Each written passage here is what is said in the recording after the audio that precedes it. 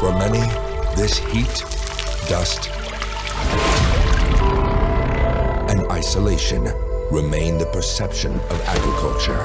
However, in the 21st century, agriculture is an exciting, high-tech sector that feeds the world.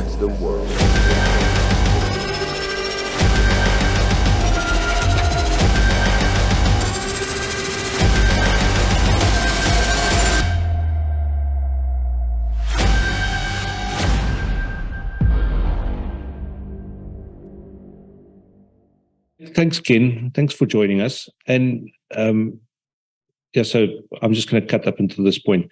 Thanks for joining us. Like you've said, we've been trying to get this done for quite a while, but here we are. Yes, and thanks for having me. Yeah, that's only a pleasure. And we're really looking forward to chat to you about this. So the first question from me is, how do I pronounce your surname? It's Treloar. Or Treloar, all depending on what history you read, but it's a Cornish surname, and TRE in kind of the old language from Cornwall means it's kind of like saying of the or funded, like Vandenberg or of the something, and Treloar actually means of the little hill, so it's kind of like van der Koppie maybe. if you had to directly translate it, I guess. But yeah, it's not a very common surname in South Africa, but we are all over the world. Yeah, fantastic. Treloar, but I'm not offended either way. It's a small thing. Very cool. Yeah, Louise has got quite a affinity to other languages and those kind of things. Very interesting. It's always interesting to hear about things like that. And now I will keep that in mind when I see a TRE surname. So you'll find it everywhere. Yeah, it's in there are a couple of names in Harry Potter and in movies and all sorts that are Cornish names. So those who know. Those who don't think it's perhaps French or something else, but it's Cornish. Oh, fantastic. Okay, so then the next question is, who are you and what do you do at Aerobotics? Yeah, good question. I think being a startup, we all wear many hats and we do lots of things, but that keeps it spicy and very interesting. And that's just how I love it. But I'm mainly involved in account management and customer service at Aerobotics, but I do take on a sales role and sales and expansion and business acquisition and stuff like that. But that's not really how I see it, because my main mandate is to take kind of radical empathy that we have with clients and match their issues and problems and challenges and frustrations with Aerobotics solutions. So that's the main thing. So it's mainly a communication role and a matchmaking role, some would say, with what we have developed, are developing, and could develop with whatever challenge there is, and then trying to really solve for that pain point. And I think any entrepreneurship kind of business or startup or company, that's what they're doing in essence, but we're just doing it within the agricultural space, of course, using and leveraging technologies that are available, technologies that we can create. Oh, fantastic. Very interesting. Because I think a lot of people have heard about who Aerobotics is and the startup and all those kind of things. So I think for those that don't know, maybe just give a brief overview, because you guys are it's not just drones. It's not just drones. So yeah, I think it's useful to give a little bit of a flyby in terms of what we're doing and what we've done. So it was predominantly no pun intended. No pun intended. Maybe intended a little bit, but we've got the drones being a big part of it, and we started actually developing our own drones and designing those, etc. These are the days before they were off the shelf, and then the software that goes with it, which would analyze the data captured and then display it in a way where farmers and consultants, etc., could use this data. That comes with its own set of challenges in terms of scaling and how quickly you can move, and also how far-reaching you can go.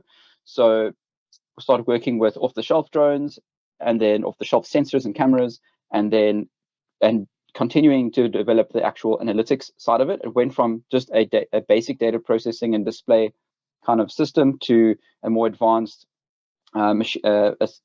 a system that includes machine learning. And that's, I think, where we really have our strength, is the amount of data we have already collected that we can work with, and also how we display that in a workable manner.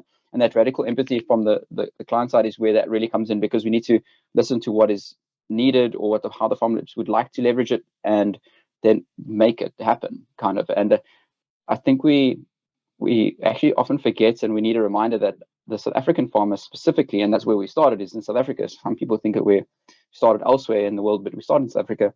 The South African farmers are extremely not only resilient, but they're also very creative in how they come up with solutions and things like that. So if they think, okay, this is the tech available, or what you could build, and this is how we would potentially use it, is this possible? Can we do this? And then we're like, okay, let's look at it. What's feasible? What's not? How quickly can we get this going? What would it take? So that's what we've been doing, and for the last couple of years, and then just looking at where there are, once again, filling in the gaps and drawing the dots where there are tensions and frustrations, etc. Taking into account geopolitical issues, market conditions, climate change, government policies, all sorts, just to see how we could actually, make things more efficient and make sense, also to help them make sense of tech, and also kind of marry it with current processes, because farming is a very traditional industry. Even though there's a lot of technologies involved, it is traditionally very traditional. It's worker with land, Mother Nature, growing something, and then feeding people with that. And we're now marrying that with a new sort of technology, the fourth industrial revolution style technologies. It's almost like akin from going from hand plow to horse-drawn plow to tractor, and I mean now we're taking a quantum leap into the future. So we're now marrying these to oil and water, trying to make something work. And I think that's the beauty of good design and thoughtful design, and also making it practical and really getting stuck in with farmers on the ground and listening to how they would like things, but also letting them know what's possible. So that's quite a mouthful of explanation. Yeah. And yeah, sorry about that, but there is a lot and that's just a macro overview. Yes, but it's very cool, because I think the people that listen to this, they will understand those kind of things. I always ask somebody that's got a very detailed explanation like that. If you're standing around a fire at a braai, and you like the new person there, and nobody knows you, and you've got to explain to somebody what do you say to them? Yeah, no, exactly. And that's always been a challenge for me. If you do a lot of things, who are you really? And that's, as I said, it was a good question you had in the beginning there. And I think if you are not doing a multitude of, or if you can't handle being at least a semi-expert in a multitude of things simultaneously, then perhaps your work is not multifaceted enough to be interesting or to be impactful, etc. If you can't explain to somebody in 30 seconds exactly the processes and the steps, etc., that you can do, then it means that you're an important part of the wheel and the cog in the machine, right? Because you actually you need, if someone's going to replace you or join you or help you or be an intern, etc., it's going to have to be like an onboarding process, almost learning through osmosis, going to meetings, going to things, doing things, looking at the systems, etc. So all important people in companies, and we've got lots here at Aerobotics, and they're really integral. And so if anyone had to replace or work with them, etc., it's literally a 1 to 3 month onboarding, even though it's a fast-paced environment. They do things quick because it's just their role is that important, and we do quite a few things. It's not. I'm not an isolated case for sure. And to get back to your, yes. And the tech also changes so quickly that you need to. That's exactly where I wanted to just get back to your original question of, it's not just drones, is it? So we are working with UAVs, so it's unmanned aerial vehicles, and the sensors and collecting data, but we also have a very, very strong mobile application side to it. So the mobile side is coming into ag-tech a lot more than before. It used to just be kind of a task management or data capture tool or communication tool, but now it's actually the processors and cameras and the apps that you can build with mobile are really turning it on its head a little bit, or it's kind of advancing it, should I say, where you can actually do really important like image capture work with your phone. I mean, and you'll know being familiar with lenses and cameras and all the newest tech, that some of the things you can do with an iPhone is quite mind-blowing. So we are working with, we're at the place where the tech, the hardware has caught up with what we want to do with software. And so now we're able to use that and leverage the hardware for, for better solutions. So that's what we're doing as well. And a large part of what we do is involved with mobile apps and mobile phones.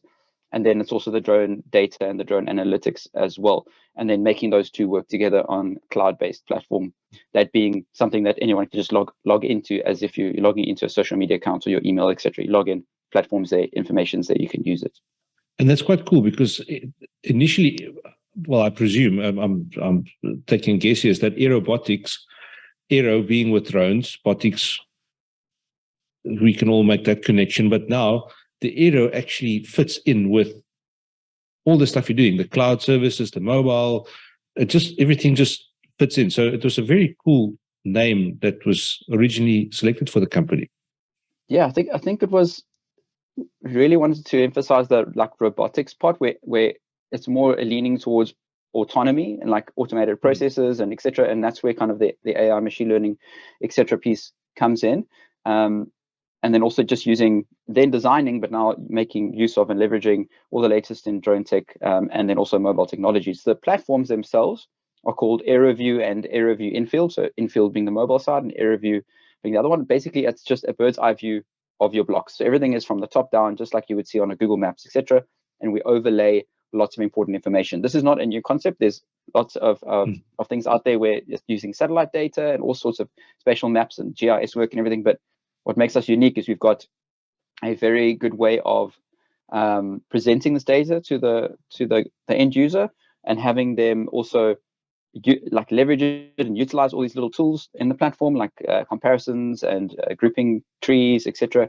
That being said, I must just emphasize that we focus on perennial trees and vines. So that's our focus, and that's why it's very important to look at times every vine, every tree, every blueberry bush, etc. So that's where our strong suit comes in, is we have all these tools on the bird's eye view with all these different layers, and we're able to also work on our very important SLAs of turnaround time, which is actually a big thing internally at Aerobotics. So when there's a drone flight, how long does it take for you to see your data when the flights happen? Because the sooner it comes in, the quicker you can make decisions. It's kind of like your weather forecast. Like the further you can predict ahead accurately, the better you can make decisions ahead of time. But also the quicker you get that information, the better. Similar to things like in-field probes and sensors, etc. If you can get very regular information, then you can make decisions rather than getting it, every evening or every week or 2 weeks. Or they wouldn't be that great. They wouldn't be that useful if you got a reading from a soil probe, every week. So I think also it's important to mention that turnaround, and then also with our mobile app turnaround as well, like from synchronizing data from the phone to the cloud, how quickly can you can decision makers get that information? And I know you guys are also pro kind of what's happening right now with communications and cloud-based things, and where everyone can do everything from a distance. I mean, we're on a Zoom call at the moment. We also have collaboration tools, which I think make us stand out a little bit as well in terms of what we do, where you can actually work on a farm profile or a orchard profile or even a specific tree from anywhere in the world, from different places. So I'm in Cape Town today. Later on, I'll be talking to a farm manager in northern KwaZulu-Natal, where their fertilizer person is not on the coast, they're inland, they're consultants in Nelspruit, and we've got somebody in Joburg who's also helping with the accounts, etc. Actually, I've got a case like that where there's people sitting in London and in Europe, etc., Australia. So we're all working on the platform, and there's in-platform chat and collaboration tools, and you can rope in agronomists and consultants and all sorts. So the consultants themselves are loving this. The people who are distributed are enjoying this. People who are farm owners, for example, they sit in Kenya, but the farm is in Mpumalanga, or they're in Joburg and the farm is in KwaZulu-Natal. This really helps to keep everyone on the same page without having to resort to a WhatsApp or an email, etc., where things get lost, because conversations get archived, etc. You can look way back and see what were the notes that happened with application in this field, or how we pruned, or how we harvested, etc., etc. So there's all these things that are tied into the bundle that is the Aerobotics and the AeroView platform, which perhaps isn't really understood, or it's not seen from the outside. So it's quite a powerful package. I'm quite passionate about it, as you can hear. So of course I am biased, and I'm aware of that. But I do try other things at every opportunity, and other platforms and companies, etc., and collaborate and talk and chat and things like that. So I do believe what we're doing at Aerobotics is really quite exciting. Yes. Yeah. Yes, I have a question. And yes, Louise. I mean, what you're talking about for a lot of people is kind of within the agricultural sector. You guys are pioneers, and you're pioneers out of Africa, which I think first of all, I'll get to that part of the question. But as pioneers and doing this kind of very much, well, not quite pie in the sky, but for a lot of growers, especially the older generation, they probably have no idea of what you're doing. They know what you're doing is important, but they don't really understand it. How have you managed to deal with the challenge of teaching people and dragging people kind of like from the previous era, as you were saying, into the fourth industrial revolution? There must be a lot of challenges in trying to explain to people what you do. And then also adds to, had this question in mind, and you kind of got there with some of the things you just said, and that is how your international profile has grown, and how you're getting on with things in first world countries, and they must go like, these guys are from Africa. How's this working? So it would be really nice to hear your opinion on that. Yeah, no, absolutely. You're quite right, Louise. So there is a level of education and explanation that goes into what we're doing, etc. And I think like the marketing function is extremely important for that. Talks like these, etc. You guys know yourselves, like from Lucentlands, like how powerful imagery can be in the conveying message and story and everything. So we try and do that, but also we do that at the personal level, because farming is very personal, in the agricultural industry as well. There's a lot of trust you have to build in, the relationship building, etc. So we do it through that. But when people reach out, it's normally because they've heard from somebody else, or they've heard from a colleague or another farmer or a consultant, or a pack house manager or a marketer or something like that. So there's very much that word of mouth, but also it is reaching out. So there is a lot of reaching out that happens with the larger corporations or organizations and companies. There is normally a technical lead or technical head or a GIS specialist, or there's something, and they will know.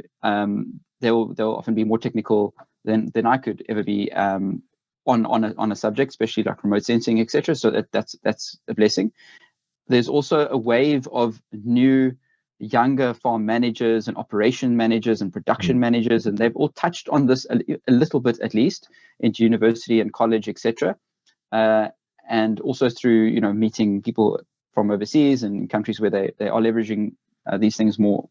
It's more commonplace. And then also other than that, we do have, and we shouldn't discount the older generation of farmer in South Africa, because there is a large proportion of them which are, first of all, extremely smart, and second of all, very curious, and they will find, I mean, with Google and whatever, they will find out the information, because if it will make them farm better or more effectively or efficiently, and it's not pie in the sky, it's actually a real thing. Perhaps they have validation from something they've heard or seen or review or testimonial or a talk or a workshop or a grower day, symposium, whatever it is. Then they will dive deep into it and research to see if it's actually going to make sense, whether the logic and the ROI aspect is there, and then also whether the logic and the logistics aspect is there. Does it work for the operation? How they operate, how they manage their staff, their machinery, etc. And then also then who is going to run with this on the farm? Is it going to be mostly Aerobotics? Is it going to be someone we're going to appoint? Do we need to get somebody in? Are we going to collaborate? Are we going to grab a consultant, whether it be the soil guy or the FERT guy or the irrigation guys or whoever? So we work with all these kind of bodies. And I must say, one of the most driving factors for me at Aerobotics as well is getting more collaboration going within the industry. So I've worked for Aerobotics in Latin America, and I've supported our European teams, etc. before. And what I did notice, and our American teams, is that in other places overseas, there tend to be a little bit more collaboration, where your prime offering, where whatever service provider you are, is different. So like, why would we be in competition with Lucentlands, for example? We're complementary. but there is a lot of like guarding of what you're doing with your business and your clients and who you work with in South Africa. And I think that is slowing down progress a little bit in terms of the technology side, because as soon as you start collaborating on a level playing field where everyone's adding and chipping in, you're starting to become a 15-man rugby squad instead of a one-man running across the field, and everybody's running in the different directions, and it's just a mess. Or like people give the analogy of a 9-year-old soccer team match where everyone's following the ball. It's like a mass, almost like a school of fish in the ocean. So the collaboration thing has been really fantastic to get that going a little more, and there's still a lot of work to go, but people are becoming more and more pro this, because there's far-reaching implications for the South African industry, never mind the global food security globally, when we work together for kind of common good, or a handful of the sustainability goals, for example, that affect the planet on a whole. It's a big thing. So like small things we do in this office can have big implications when we leverage them in the right way with the right people and organizations at the right time. So that's one of the things that is the drivers for me at Aerobotics and for Aerobotics itself, is doing good, not only for the consumers and the customers, but for the world. So I think that's quite a nice grand mission that we're on. That being said, sometimes, Louise, there is that sit down, let's have a dinner or a coffee or whatever, and talk about, they'll say, explain to me like a 3-year-old, how does it, and we were all there once. Every single pro and expert in the world in anything, or any master user of anything, was once a toddler, or was once a beginner, or not a learner, whether it's musical instruments or sports or mathematics or anything. So there's no shame in that. And so we sit down and we really, in plain terms, say, this is what we do, X, Y, Z, or what we can provide or help with X, Y, and Z. And if it doesn't resonate, or it's not an exact fit for what they need, we'll either help them out, steer them in the right direction, or that's just how it is. But there's normally an alternative, or someone we can recommend or rope in. At the end of the day, we want to help the industry. We're not a fly by night. So that's one thing that's the first thing we reassure them before the education even starts, Louise, is we're going to be here tomorrow. We're not just give me your money and then see you later. This is, let's actually prove things out. Let's show you what we can do. This is what we can do. This is, but also tell us what do you need? What are your biggest problems? Yeah, I also think that it's because we're in South Africa, a lot of people have been screwed over so many times because of everybody think that we're sitting at the bottom of Africa. It's a third world country, and like you said, South Africans are very resilient. We like to figure stuff out, and I'm like that, and I'm pretty sure a lot of people are like that. I try to figure something out to a point where I cannot do it anymore by myself, and I think that might be the problem with a lot of South African things. South African farmers, I'm not generalizing here. It's in general. I'm not saying this type or that type. They like to figure something out on their own, till they absolutely need you to take it from there going forward. But in doing that, you slow yourself down, because you've done the groundwork. So now it takes him 6 months or a year to do his own analysis on a block where you could have come in and everything would have been basically done. Absolutely. It's like and it's unfortunately comes from the industrial kind of age and that kind of thinking, and of trudgery on your own, and then you hand in the thing or you finish the task and then you get marked on it. There's an author, Daniel Priestley, which I can recommend that the listeners maybe read up on, and he's into entrepreneurship. But he says it's kind of like you in school, you do this thing, you get these marks, and then you're like, well done. But if you had to organize that some of the best people in your school at the subject work together and then hand you the project and then you deliver the project, then it's a bad thing. But you're actually in the real world, that's you're a CEO or you're a project manager, or so it's maybe there's a shift in education system, whatever. I know we're getting a little bit off topic, but nowadays it's been pulled into how some of the corporations and the larger organizations work in the agriculture industry, where okay, cool, there's a department, you have a team, you have a budget, now solve this problem. But you could be leveraging tools and other things that are out there to speed up this process. And I have the unique privilege of interacting with different organizations who are perhaps competition with one another, and they're competing on a global scale. And I'm meeting with the people and asking them the questions, and either we're working with them or we're always in conversation with them. But the ones that are definitely advancing the fastest and having the biggest impact for the organization and the people working at the organization at the end of the day are ones which are embracing the possible and potential service providers that could help them on their path to, doing the thing better, whatever it is, whether it's research for research work, and or development or new products or new processes, or improving tree health or production or whatever. Guys who are leveraging what's out there rather than trying to reinvent the wheel. You could reinvent the wheel, but the person who invented it first might be onto something even better, and you're still stuck with the wheel, and you can pat yourself on the back, but you've been left behind. So I am seeing a little bit of that on the big scale, and it's similar to how you would probably chat to companies about their photography or their film work. Like, you can have an in-house photographer, sure.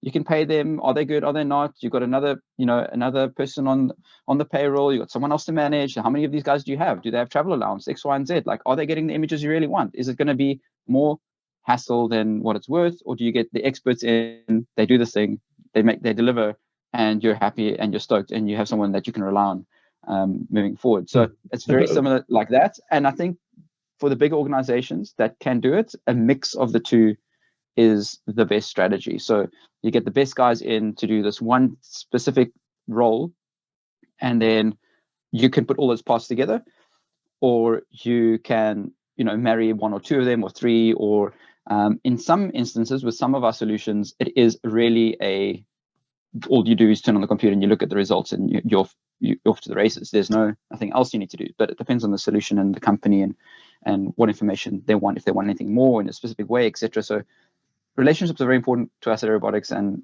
it's because that every single client is different. You could all be growing the same kind of orange or table grape, but all the organizations, the growing areas, the farmers, everything could be completely different. It could be the same size farm on the same rootstocks in the similar soil. Every organization is completely different in how they interact and all their, all the dynamics within the team. It's just like, most families or businesses and organizations, it definitely exists at every company, and the nuances and all of that. So that's the fun part of being in the industry, but also it's a very important thing to manage, etc. Okay, so I have another question, and that is, Aerobotics is hot property. Everybody's talking about it. I hear about it from people all around. It's the history of your company and its successes abroad are really quite something. And it would be interesting to hear from you how that's going. How are your international expansions going, and what kind of feedback have you had? And, for a South African startup, you guys are doing extremely well.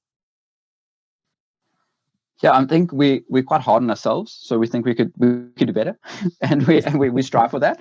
So that's nice. That's nice to hear that people are remembering the name and they're talking about us. That's obviously what we want. But overseas, it is going well. I think that there's a lot of analysis paralysis in South Africa, perhaps at times. So there's a lot of things out there, and what do we choose? What do we go with? And then there's also a lot of pressure of we've got only so many resources to work with, whether it be people, money, time, etc. And we've got to choose wisely. So often the decision to, hey, let's go with it is a little bit slower than perhaps it is in other areas. So we're able to actually expand in those other areas because, one, sometimes we get the buy-in a lot quicker.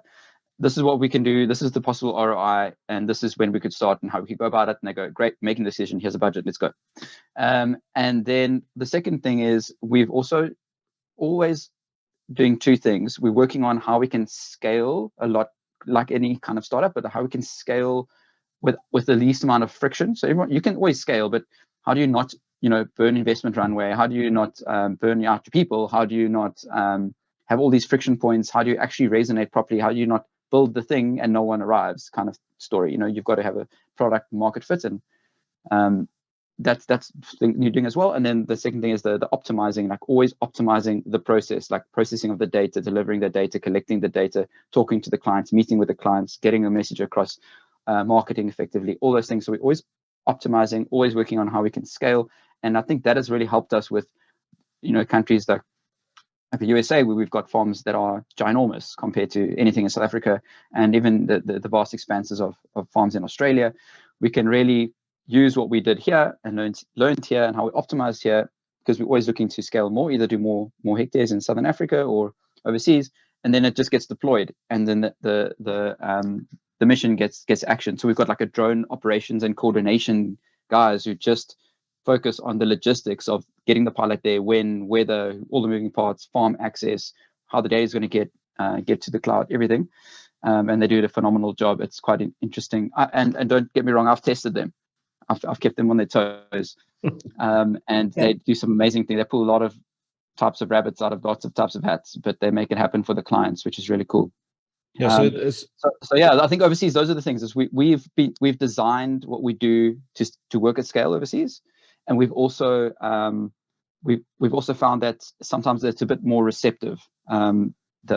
The tech. Sometimes it's one country, different crop types or industries within a country, more or less receptive than another. So it's not just country specific. So it does start to get very specific, even down to the kind of the company level, which companies are, for example, I know of companies in Peru and Chile, for example, that are very tech forward and some are less so, Portugal, etc. So it does depend, but I think because we've come from a background of a lot of like failing fast, learning quick, a lot of data collection, a lot of very robust processes that are always getting optimized, and also like the data science team. I mean, they're sitting down over there. I won't dare bug them.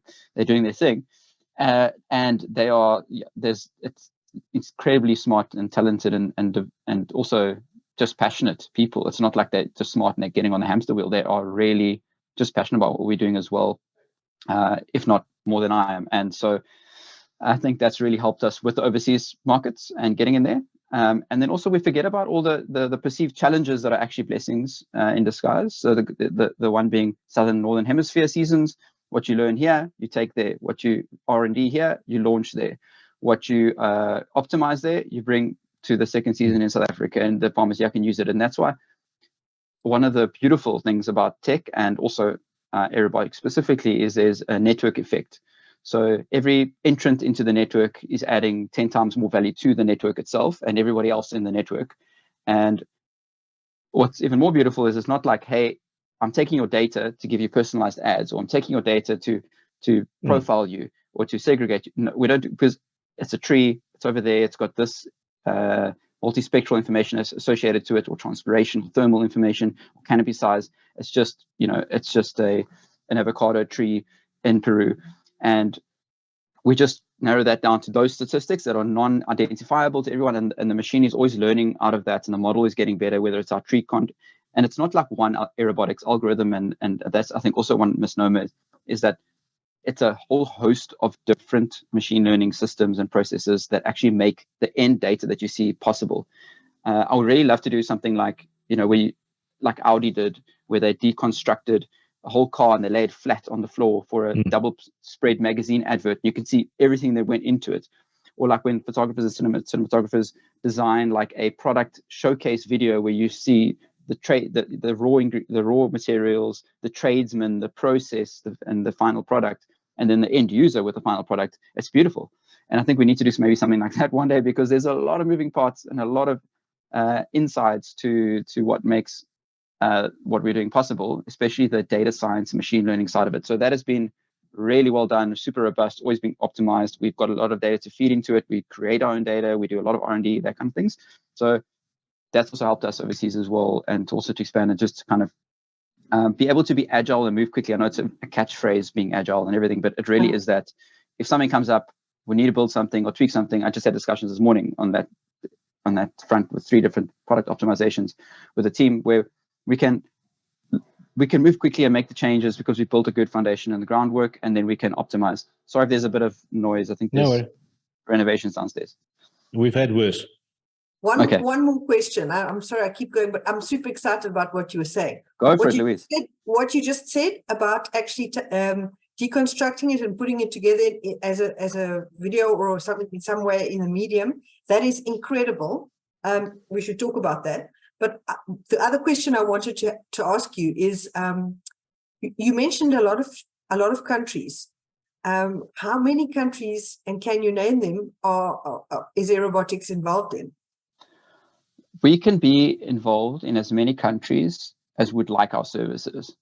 So that's everywhere where a tree, a vine, or a bush is grown, mainly because of how we've structured the availability of our products. So the one thing that I'm passionate about is these network effects, where farmers a farmer with one orchard in Casey Valley near Montague can benefit from the apple data from Washington or from New Zealand or from other places like the Lungcliff in the Eastern Cape, is because of the network effects and everything's connected, and that we're making a better system for everybody to use.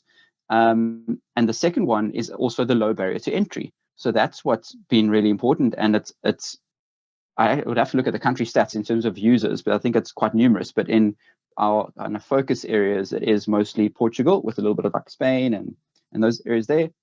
And then the USA with a little bit of kind of Mexico. And then we've got Peru, and then a little bit in Chile, and a little bit in Argentina, and then South Africa. And we're actually doing quite a bit of work on the SADC side as well. So that's Zimbabwe, Zambia, Mozambique, Malawi, Uganda, and all that, Swaziland. So, but it's basically, if you want to get started in some way, you can, and anybody.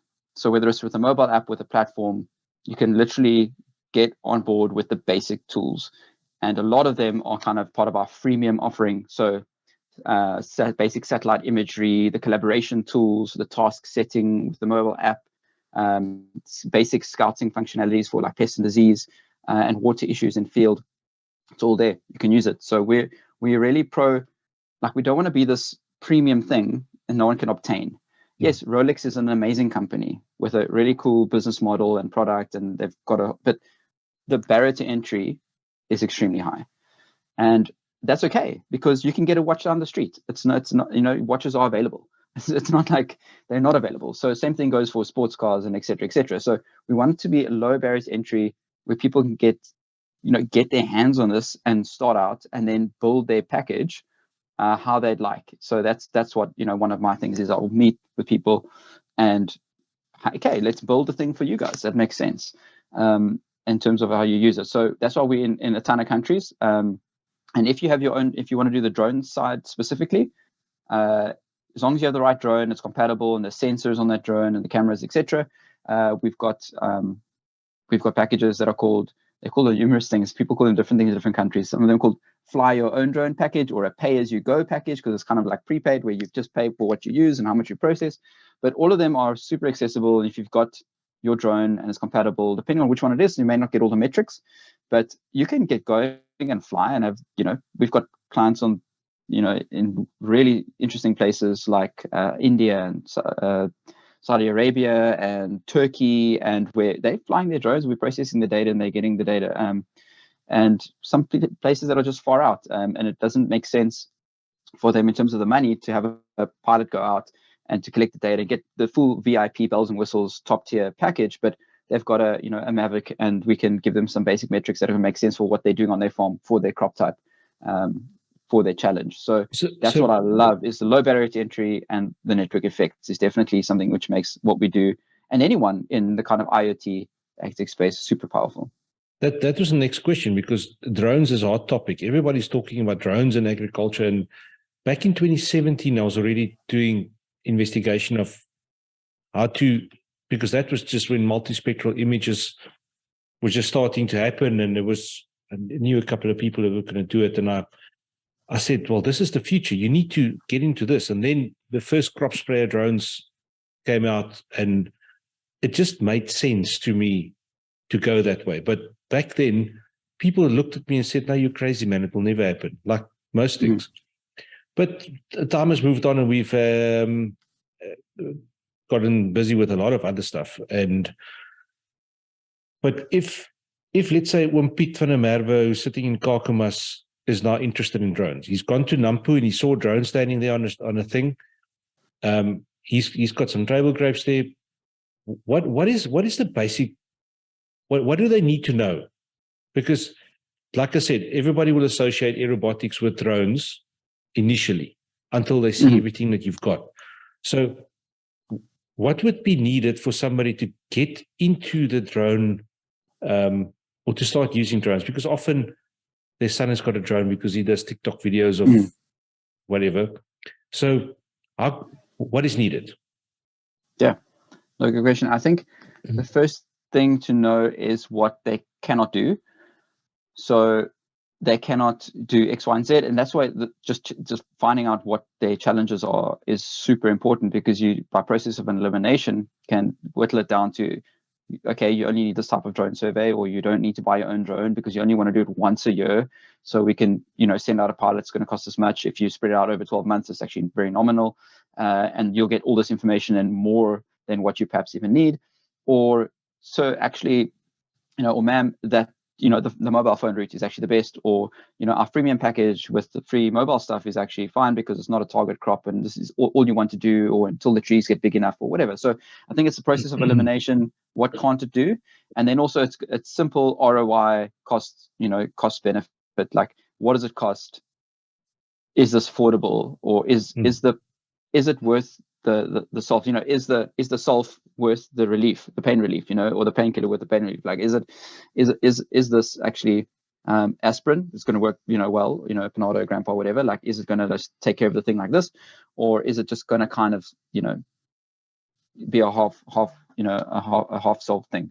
Yes. So that's definitely what they need to do. So a lot of the time, there is like, okay, we can afford this drone thing and have a whole team and guys who are going to do this and collect the data and send it to you for processing, etc. on this model, this capture your own data model. But we're actually unsure of the return. So let's do a season or two where you guys do take care of everything, and then we decide. And then it's either, wow, this has been ultra convenient, we love how this is working, let's just keep it as it is, or this is something we're definitely going to invest in because we want this. This is fantastic. But we still obviously have our data from that you captured, and we're going to have data that we captured, and we're just going to move this, move ahead like that.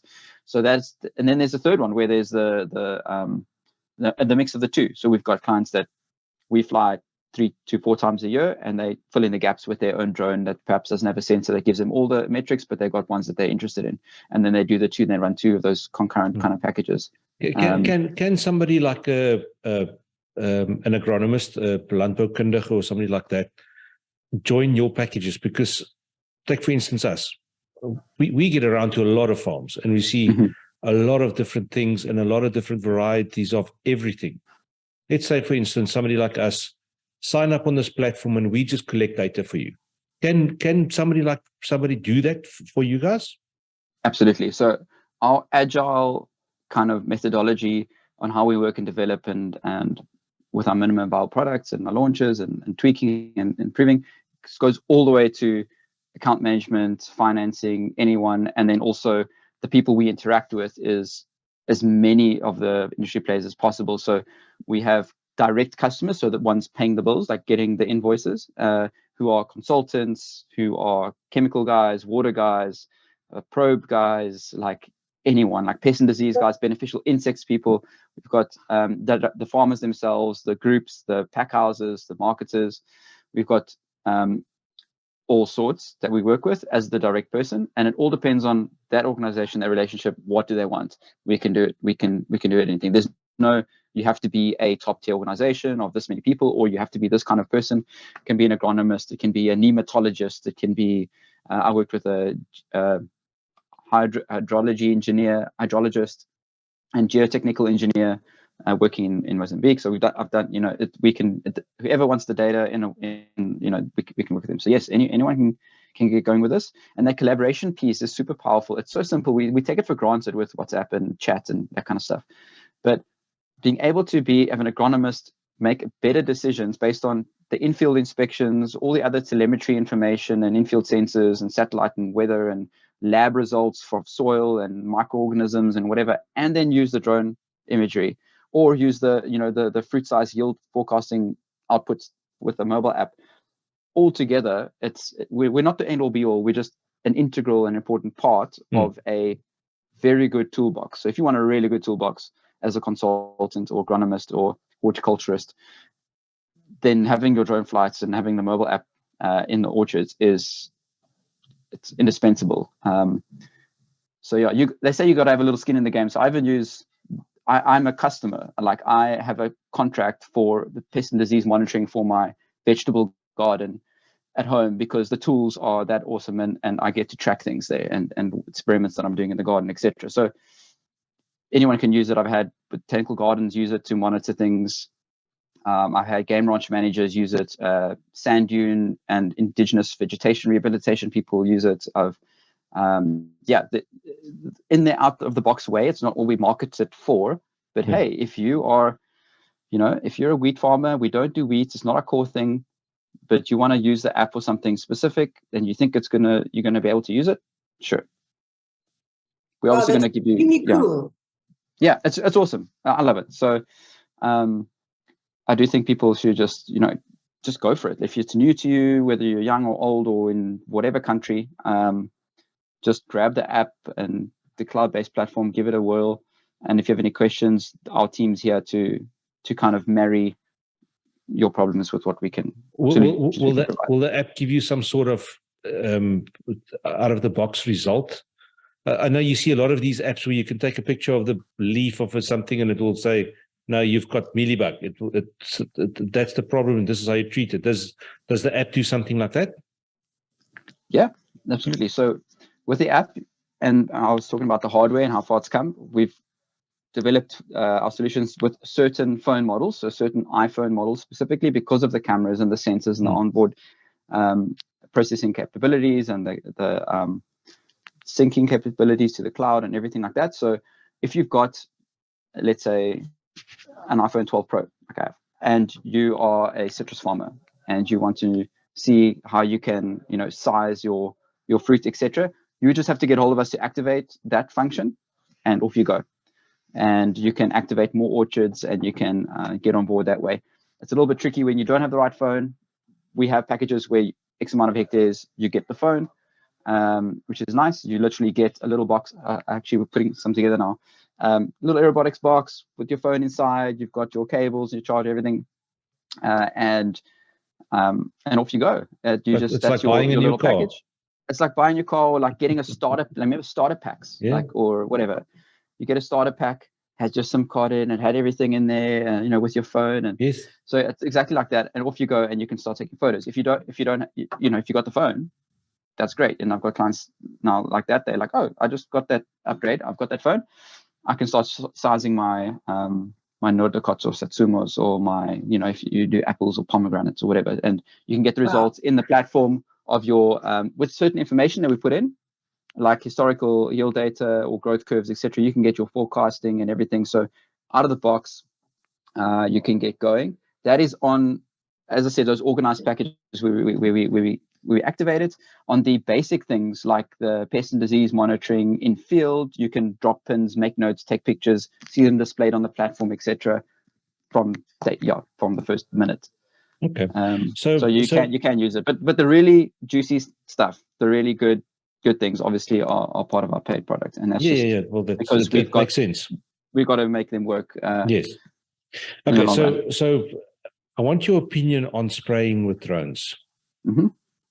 What do you think of that? Because I look at well, there's a lot of companies, or there's a couple of companies in South Africa now that they do these demos everywhere about spraying with drones, but it's I think they're making more money out of selling the drones than what they are doing out of doing the service. So the way I see drones in agriculture, and I'm pretty sure you know a lot more about that than me, is that you can use it for very small applications. Because for you to spray a whole wheat field, it's going to take you a day, and you've only got a small window in when to spray. But if you've identified, let's say with your app or with the drone or with whatever, that there's 3 or 4 trees in a row that's infected with, for instance, mealybug or whatever the story is, you can literally, without starting your tractor, getting your foreman on the tractor, mixing a whole tank full of chemicals, literally send up your drone, go and spray those 4 trees and come back. Am I right in saying that? Because with these people trying to sell 400,000 rand drones to everybody, I think there's going to be a lot of people with money out of pocket and not making money because they've invested in this machine. No, I do think that the drone spraying is part of the future, definitely, because it is targeted. So if you look at precision ag, it's taking the precision part literally. And it's, if you know what you're spraying for and where you're spraying it, and you only need a certain amount, it's fantastic. You're right, you can get out there, do the spray and get back, but it's more is involved in that. And I've had the privilege of some of these drone sprayers inviting me to a day with them, go in the bucky from dawn till dusk. And it's extremely interesting and it's extremely hard work. So it is actually mixing the right stuff, loading it. There's battery exchanges. So the drone goes up, it's carrying a heavy load. It can only be up there for so long, and it comes back, battery change, and then it goes out again, comes back, battery change, go out, come back, then they do a refill, then it goes out. So if it's targeted, you'll do that a little less, and depends on how big the block is. But it's definitely the best part about it is there's less drift because you're closer to the crop. You can get really precise. So I've seen some very skilled drone pilots spray cane ripening, or spray cane for ripening, like a ripening agent, etc. Sugar cane, and you don't want to ripen the field next door because maybe it's not young enough. There hasn't been the sugar accumulate, or the plant's not big enough, or it's the neighbor, or it's a different crop, etc. You can get ultra precise, and there's less like banding and like missing spots and everything that you might get from crop dusting or helicopters, etc. So there's definitely a better use of the chemical. And somebody who's personally like a little bit, how do I say, I'm more pro the organic way, but not organic per se, but spraying less of the chemicals. Like there are some really important chemicals, industry-changing chemicals that are extremely important. It's science, it's technology in itself, but less of that and more of nature. You've got to balance the two if you're doing something commercially and you want to make it viable and still, so I'm very pro balance. But if you can spray less of the thing where you don't need to spray it, or spray in a very clever way, then why not? I mean, wouldn't you do that with everything? You only put the salt where you need it, right? So or where you want it. So it's definitely helps with that. So getting very precise where you need it in the quantity you need, and quite efficiently. What the best part about it that I think is coming is better batteries, so having more flight time, more precision, and how is that possible? That is with, for example, spatial maps and zonal maps. So we can provide, for example, if you've had a normal traditional drone flight, Aerobotics drone flight, and you've got NDVI or NDRE or thermal information or canopy area information that you want to utilize on a zonal form, and then send that to your drone spraying guy and say, okay, spray in these quantities in these certain zones, or only spray these zones that have come out as red because these trees are stressed because of something specific, because they've gone in field to validate using our data as a kind of, here's a red flag or whatever. And you say, okay, I need to spray an application of this here, there, and there.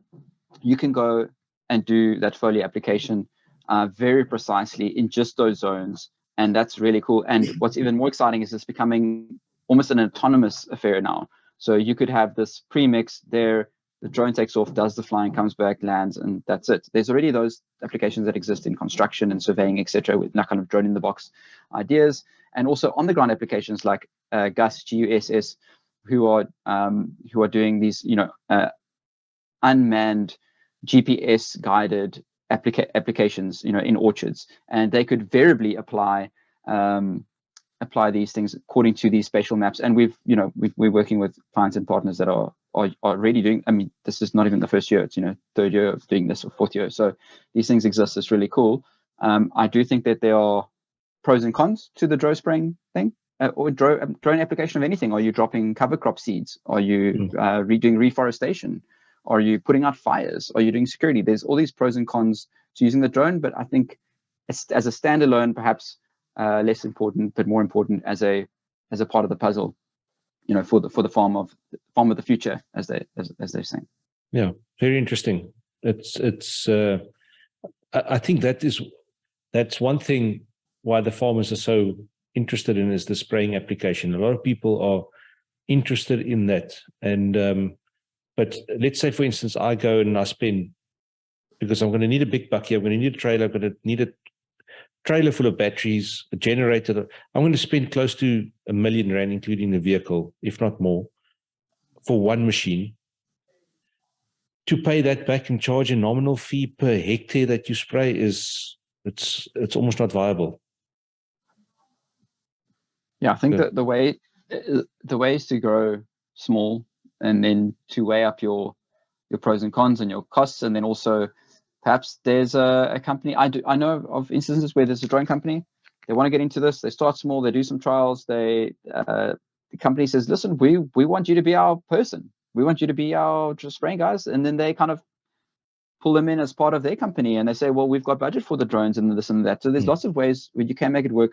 Not very dissimilar to when digital photography started, right? So like all of a sudden we had all this amazing sensors, and we've got finally have full frame and cameras. That's not just a Hasselblad, and now, but it costs arm and a leg. It's amazing, and the technology just skyrocketed. But like, jeepers, you have to take on some of the, like, what do I have in my bag? Photographers, it's just crazy the what it costs, and then.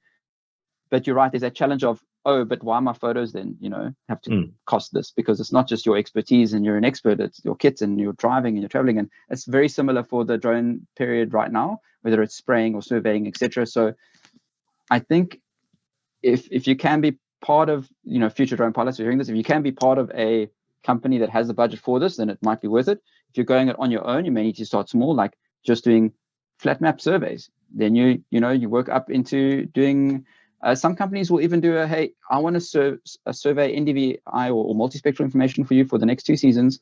If you help me pay for the drone, I'll give you, a discount on all future surveys for the next two years to kind of pay back this drone. You can get super creative. So the pilots that are operating now, they've gotten there bit by bit, step by step, making, their own decisions and plans and getting creative with, like, how do I crowdsource or crowdfund or get investors involved or whatever to make this happen, because the tech is there, the solution that comes together with the tech is there, the problems are there to solve, but then you've got this is damn expensive.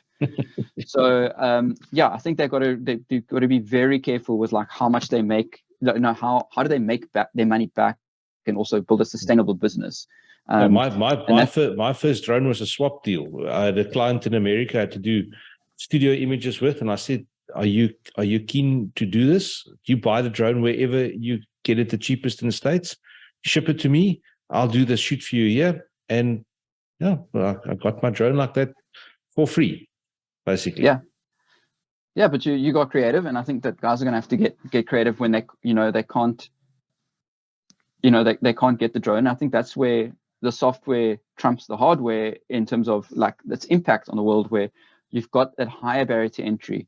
You've got that it's harder to acquire, harder to get going with it. So if you can leverage, software more and more and more, it's important. But then the inputs from hardware that are also very important. So Aerobotics in this instance has partnered with a huge and always growing network of drone service providers.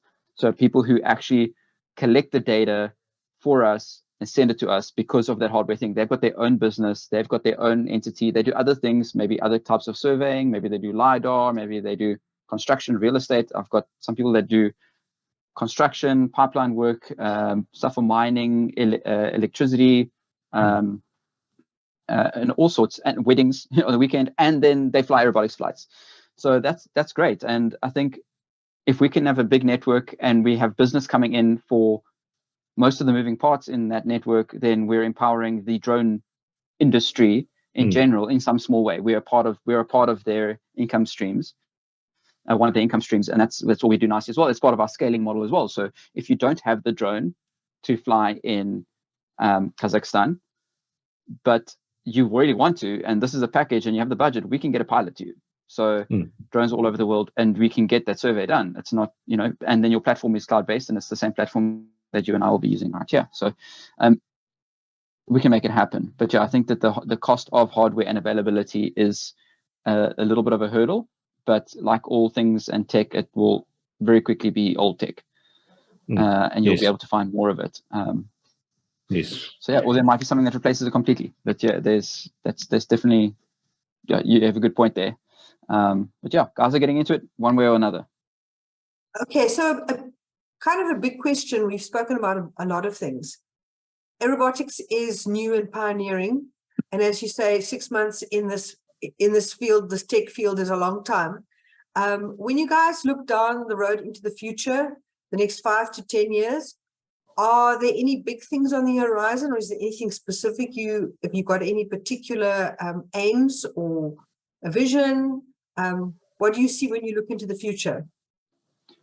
Well, with a farmer's first approach, I think it will be up to what they want and what they need, and whether it falls part of our expertise, whether it's what we're doing already and it's just a better version, or it's within our expertise, like the technical, aptitude of what we can build and do quite quickly to stay on the bleeding edge of technology at any given time and kind of lead the innovation curve. You're right. 6 months is a long time. Just if I look at what optimizations we've brought to the table in the last 6 weeks internally, it's mind blowing. But I think we're looking to more accessibility in terms of just getting to other markets and where they grow, they grow the crops that we target, and getting them to know about what we do and to get stuck in with the tools, and just that education part and piece, which is super important. I think doing that more effectively and doing more of that. And then we would love to keep working with the mobile phone piece, because everyone has the supercomputer in their pockets. And that's probably it. And where it goes will be according to where the need is and the challenges lie. So I don't have anything specific, because we're solving real-time stuff now. Sometimes you're running so quickly, it's hard to see further ahead, but you have to lift your head every now and again. So we do that, and we see where we're going, and what are people asking for, and are there any pivots needed, or side teams, etc., etc. I can mention one thing which is very, very exciting, is our partnership with Field Bugs, who do the beneficial insects, and it's a company called Skybugs. And I think I introduced Dewald to one of the guys, Ruben Erasmus, who can talk on it a little bit more. But basically using what we know and about drones and what they know about beneficial insects, and putting the two together and releasing precision beneficial insect release. And I think that's something which it's been going for quite a bit with other companies, etc., and overseas, but it hasn't really scaled or grown massively, or been utilized as well as it could. And perhaps the timing just wasn't right, and perhaps the timing is better now. But it is really exciting. And I've been along on a lot of a few months ago on the R&D trips and things like that, and it's really exciting and really cool work that they're doing. So anyone can reach out to me. I mean, that's not my forte directly, but I can definitely put people in touch with the right people to talk to at Skybugs about beneficial insect release. And it's not just the beneficials that farmers are familiar with per se. It's often like new ones, like they have a new, don't ask me about the entomology, but a new wasp that's different to the other wasps that's being released by drone for stink bug control for macadamias. So it's very niche and very specific, and we can do that. So those can get to the drone person that loads a cartridge onto a release mechanism that we've done 3D printing design. We've got a little mini 3D printer. We've also got guys who can design 3D print stuff and do 3D printing and whatever.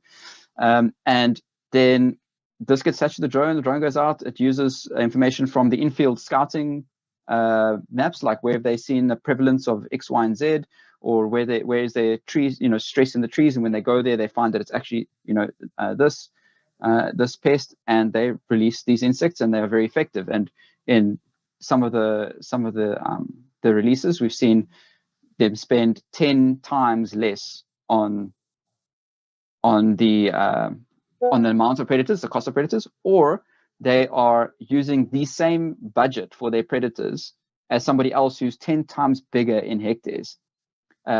Because the other way around. So if you're small, you might have the same budget as someone, if you're not doing it. I'm saying it all wrong here. Yeah, because often those things are 130. We had a 130 hectare person using the same budget as a 13 hectare farm, because they're effectively using this effectively. So you put beneficials where there aren't any pests. What's the use of them being there? There's no food. They can't predate on anything. And then also, if they are there where they should be, they are very effective. And you're not wasting your time, you're not wasting your money. I love the Skybugs thing. It's apart from what I do. personally Aerobotics, but it is a facet of solutions that we can offer, etc. And that is on the horizon, but available right now. And we, it at least in the Western Cape and then other parts of South Africa as early as a few weeks from now. And it's going to be fairly in Aerobotics style, fairly low barrier to entry, fairly plug and play. And I'm meeting with a whole bunch of pilots, making the connection with them because I have a relationship with a lot of the pilots with Fieldbugs guys, and they're going to be sitting and saying, okay, who would like to do this kind of thing or add it to your repertoire of services? So that's the newest and latest, Louise. The bug thing, I've already said in 2017 when I looked at this, I said, you must be able to reach fruit fly and FCM sterile insects with this. They're flying choppers, costing a lot of money. You must be able to do it cheaper with the drone. But yeah, and I'm glad there's people now doing challenges. They're challenges. It always sounds like on paper, like, it's cool. But then going with the guys and seeing what they're actually doing, it's like you've got different elevations and prevailing winds, and you've got flight paths, you've got the downdraft from the drone itself, you've got like how much you release at one time, like how do the insects disperse themselves? Do they fly themselves? Do they crawl? Do they need to be exactly on the place, or can they get around? Like, what time of year is it? Is it going to be hot, too cold? Is there rain coming? There's all these things, but these guys are the experts and they know exactly what they're doing. So it's actually, the initial results are really great. And we'll definitely share some literature as we get it. That's very, very cool. Okay, fantastic. Okay, I've got two questions. We've got a tradition where the previous guy asks a question for the next guy. So one of the question I've got is, what's the most interesting crop that you have worked on? I know everybody knows grapes and citrus and macadamias or whatever. What's been the most different, weird, interesting thing that you have been involved with? I really became quite interested in and got a kind of a new appreciation and love for pomegranates, actually. So another interesting fruit we work with is kiwis, which I find extremely interesting as well. Yes. But the pomegranates I've done more with personally, with my own hands and in field, and all our products. So the pest and disease monitoring, the water stuff, the thermal imagery, the multispectral drone imagery, the fruit sizing, and then yield forecasting, etc. And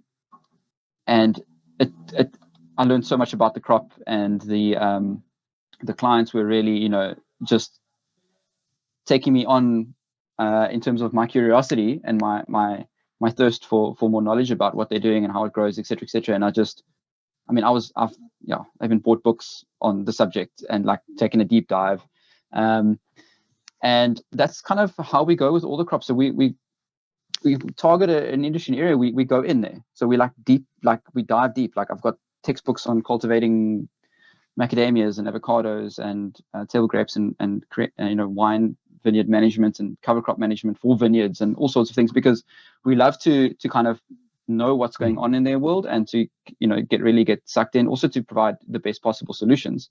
And pomegranates, for me, this past season, they've all harvested now in South Africa pretty much, was one of them for sure. And also just how well the products were suited to the pomegranate guys was quite interesting. We've connected with somebody who's trialing seedless pomegranates. Oh wow. We haven't seen it. We've only heard about it, but I believe it's quite something interesting. Yeah, I might be a little bit of an anomaly in the industry where I don't mind seeds, but I think I'm the minority. And a lot of the guys who market, these cultivars that are seedless and this and this and this, I'm like, meh, that's nice, but it's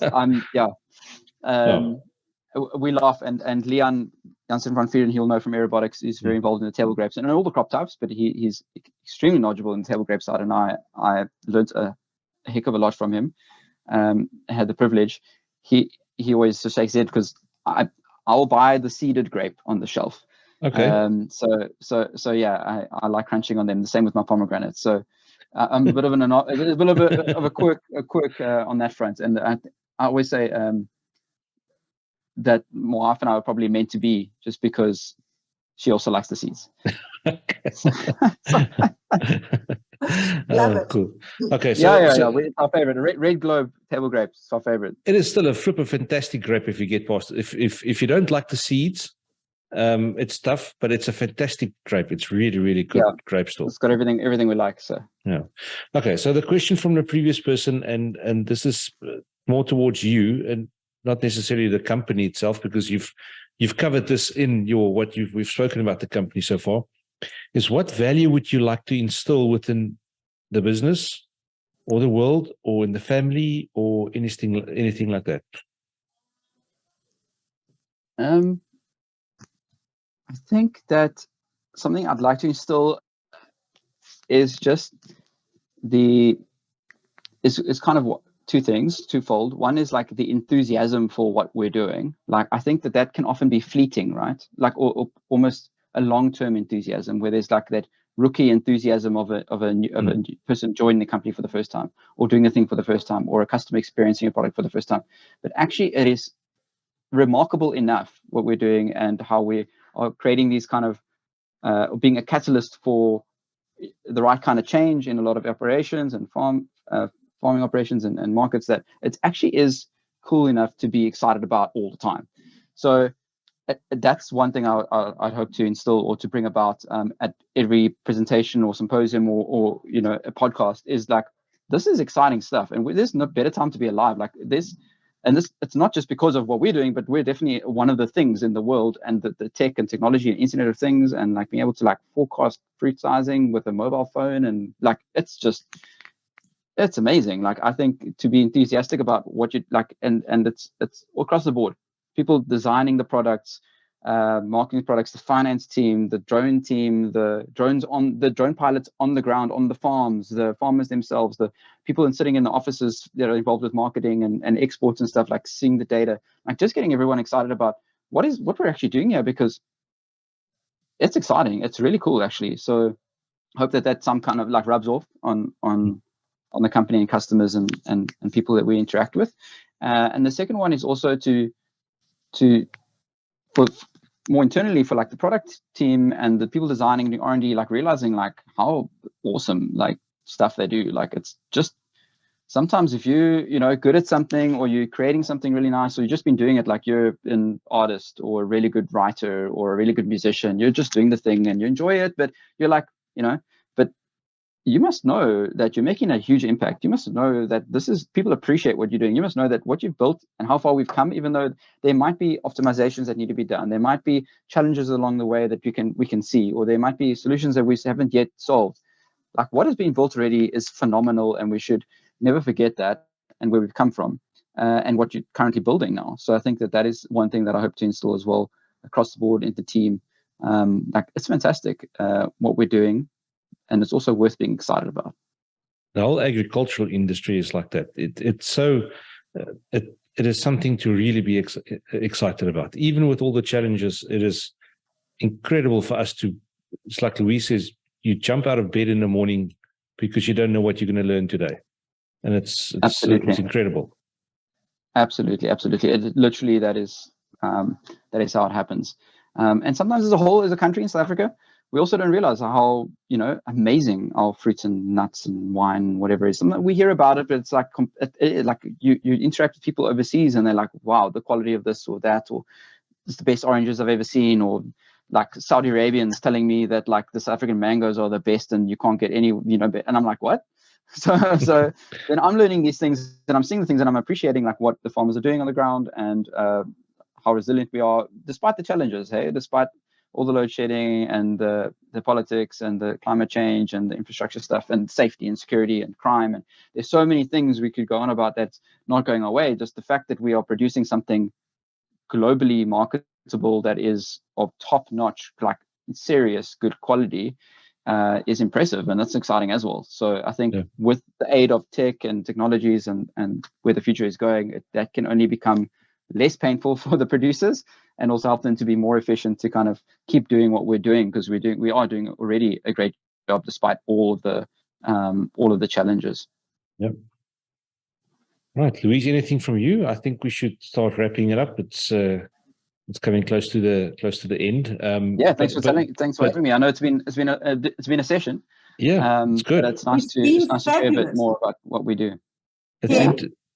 It's been wonderful. So interesting, so inspirational. I mean, we could just keep chatting all the time, but we share your enthusiasm and what Aerobotics is doing in South Africa and internationally. It's extremely cool. And I think it's a beacon of hope for many people, how what you have and what you offer can really upscale what they're doing. And it's incredibly good news. So thank you so much for taking the time to talk to us. No, only my pleasure. And thanks for the invite. And Louise and Dewald, I'm sure I'll see you around. Yes. If like by chance, probably I'll be on a farm and you'll be shooting and we'll be there. But if not, we can organize another chat sometime. But really, thanks for having me. And it's really, really cool to connect with you guys. Cool. Just hang on for a second. I need to get your question from you. It's not going to be part of this. But so for the podcast itself, thanks Ken, and we'll chat soon. Only a pleasure. All right. Perfect. Cheerio. Bye.